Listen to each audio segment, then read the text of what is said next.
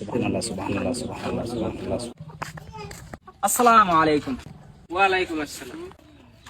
ভালো আছেন ভাই? আলহামদুলিল্লাহ ভালো আছি। আপনি গো মহল্লায় 3 দিনকার জামাত নিয়ে আইছি। যাই হোক, ভালো রাখার মালিক আল্লাহ, খিলানের মালিক আল্লাহ, সবকিছুর মালিক আল্লাহ। তো হে আল্লাহর শুকরিয়া আদায় করে নেই, সবাই বলি আলহামদুলিল্লাহ। আলহামদুলিল্লাহ। যে দয়ার নবী মায়ার নবী যেনাকে সৃষ্টি না করলে 18,000 মখলুকাতকে সৃষ্টি করতেন না, তার প্রতি একবার অন্তরে থেকে দরুদ পড়ে নেই, সবাই বলি সাল্লাল্লাহু আলাইহি ওয়াসাল্লাম। সাল্লাল্লাহু আলাইহি ওয়াসাল্লাম। যাই হোক ভাইরা, আমরা সবাই জানি এই দুনিয়া চিরদিন থাকার জায়গা না।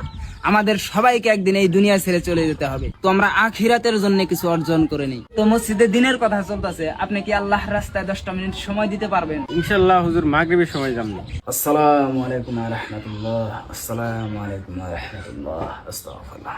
আমিনুল, তালিমের সময় হয়েছে, যাও তালিম করো। সানিদুল, আজকে তুমি ইস্তেকবালে যাও। আল্লাহ তাআলা বলেছেন তোমরা শান্তি প্রিয় হও। ইসলাম শব্দের অর্থই হয়েছে শান্তি। ইসলামে কোনোদিনও বলে না তোমরা খারাপ কাম করার জন্য জিহাদ করো। ইসলামে বলে তুমি যদি একজন মানুষকে খুন করলা, যেন তুমি পুরো মানব জাতিকেই খুন করলা। ইসলামে বলে আমাদের সব ধর্মের মানুষকে সম্মান করতে হবে, সবার সঙ্গে মিলে থাকতে হবে, ভ্রাতৃত্ববোধ বজায় রাখতে হবে। তুমি জিহাদ করো, তুমি তোমার ভিতরে থাকা খারাপ গুলো দূর করার জন্য জিহাদ করো। তুমি জিহাদ করো, তুমি একজন ভালো মানুষ হওয়ার জন্য জিহাদ করো। আসসালামু আলাইকুম। কাকু মসজিদে আইন, দিনের কথা আলোচনা হইতেছে।